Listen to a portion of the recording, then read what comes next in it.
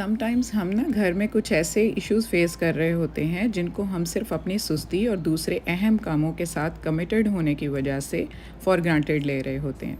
वरना अगर उनको एक दिन भी हम सीरियस ले लेना तो प्रॉब्लम का सलूशन मिनटों में हमारे सामने आ जाता है। आज ऐसी ही 5 छोटी छोटी हैज़र्ड्स का सलूशन आपसे शेयर कर रही हूँ जो आज से पहले आपने बिल्कुल इग्नोर की हुई थी, बट अब वो बिल्कुल आसान और प्रैक्टिकल हो जाएगी। बट शर्त ये है कि वीडियो को एंड तक देखा जाए। So let's get started. अस्सलाम वालेकुम everyone, welcome to Womenia ATF with a new video and I hope you all are very good. I am also fine अल्हम्दुलिल्लाह। अगर आपसे मैं ये पूछूं कि माचिस ने कभी आपको टफ़ टाइम नहीं दिया तो ऐसा बिल्कुल नहीं है।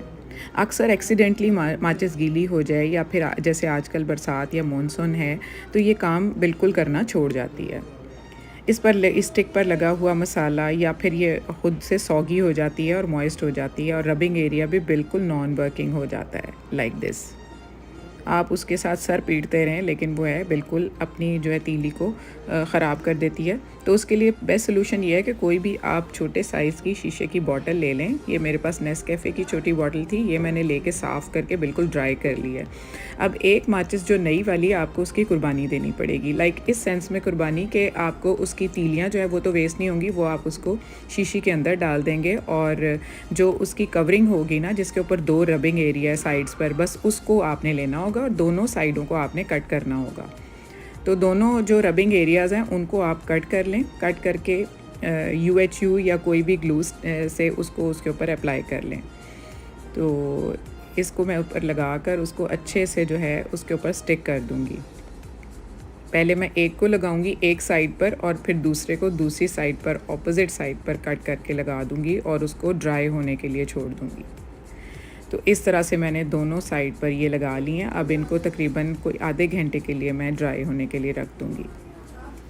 तो जब ये दोनों ड्राई हो जाएंगी उसके बाद आप इसमें से मैच बॉक्स इसमें ये आपका मैच बॉक्स बन गया। इसमें से स्टिक आप निकालें और इस रबिंग एरिया के ऊपर अब आप अपनी मैच स्टिक को रब करेंगे ना तो आप देखें कि ईज़िली ये रब होके तो ये बर्न हो जाएगी इस तरह से। तो ये ख़राब भी नहीं होगी बिल्कुल, और बरसात में ये सॉगी और मॉइस्ट होने का जो डर होता है और आपकी मैच बॉक्स वेस्ट हो जाती है, वो वेस्ट होने से बच जाएगी। तो ये था आपका टिप नंबर 1। समटाइम्स बच्चे बॉल पॉइंटर और पेन वगैरह का मिसयूज़ करते हैं और उनकी बॉडी पर इस तरह से निशान पड़ जाते हैं पेन्स के। तो उसका बेस्ट सोल्यूशन ये है कि आपके पास घर में परफ्यूम्स या कोई बॉडी स्प्रेज होते हैं तो टिप नंबर 2 है ये, आप जस्ट उसको अप्लाई करें और फिर उसको टिश्यू से इस तरह रब कर दें। तो देखें ये एरिया बिल्कुल क्लियर हो गया और निशान बिल्कुल भी नहीं है। इसी तरह आप कोई क्लॉथ के ऊपर, शर्ट्स के ऊपर भी इसी तरह से अप्लाई कर सकते हैं। तो ये बॉल पॉइंट का निशान मैं आपको हाथ पे भी, बच्चे अक्सर हाथ ख़राब कर रहे होते हैं, और इसी तरह से बॉडी स्प्रे अप्लाई करके भी बताती हूँ कि देखें 1 सेकेंड लगा है और उसके ऊपर अप्लाई करने के बाद उसको मैं साफ़ कर लूँगी और वो बिल्कुल क्लियर हो जाएगा। तो अगर इनकी शर्ट्स के ऊपर, पैंट्स के ऊपर किसी चीज़ पे भी इस तरह बॉल पॉइंट्स के निशान है तो जस्ट आप ये अप्लाई करें और रिमूव हो जाएगा। टिप नंबर 3 है कि इसी तरह से बच्चे जब अपने हाथ गंदे कर लेते हैं ना या अपने शर्ट गंदी कर लेते हैं तो आप सिंपल कोई भी नॉन जेल टूथपेस्ट ले लें जो आपके घर में मौजूद है, उसकी थोड़ा सा आप लेके फिंगर के साथ उस एरिया पे अच्छे से रब करें। बस इसमें यह है कि पेस्ट जब आप अप्लाई करते हैं तो आपको उसको 4 से 5 मिनट के लिए अच्छे से उसको रब करना पड़ता है। तो उसके बाद थोड़ी देर के लिए अगर आप उसको छोड़ दें तो बेहतर है, लेकिन अगर बच्चे आपको नहीं इतनी मोहलत देते तो आप उसको रब अच्छे से कर दें।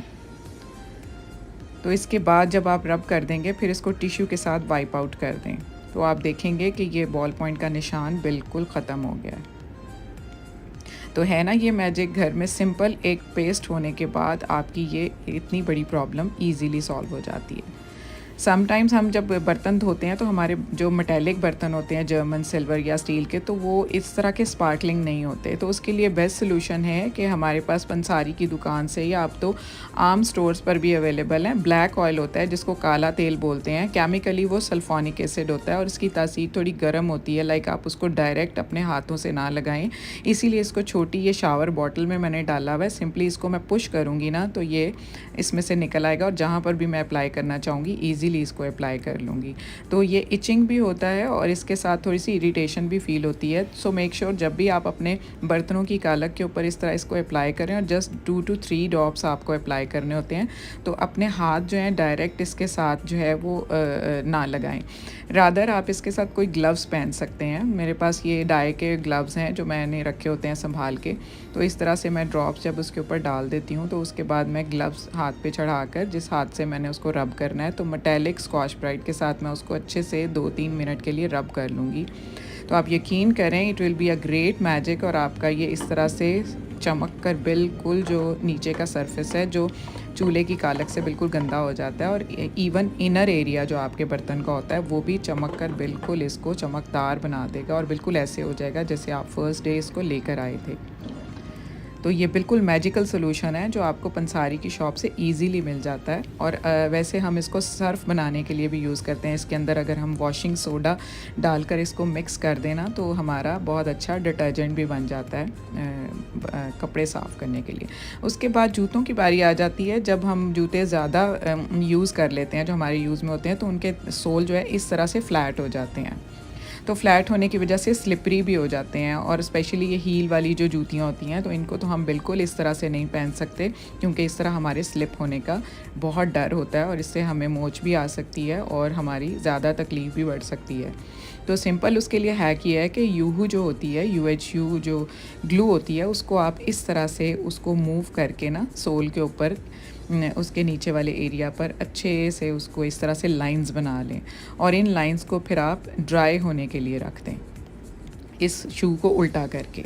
तो 1 घंटे के बाद जब ये ड्राई हो जाएगी तो आप देखेंगे कि ये बिल्कुल टफ़ हो गई है और ये कोर से बन गया है, इसका ये खुरदरा हो गया है।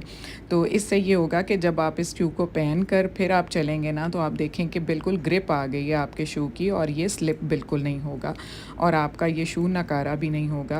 आपको इसको वेस्ट नहीं करना पड़ेगा। तो है ना ये ज़बरदस्त हैक।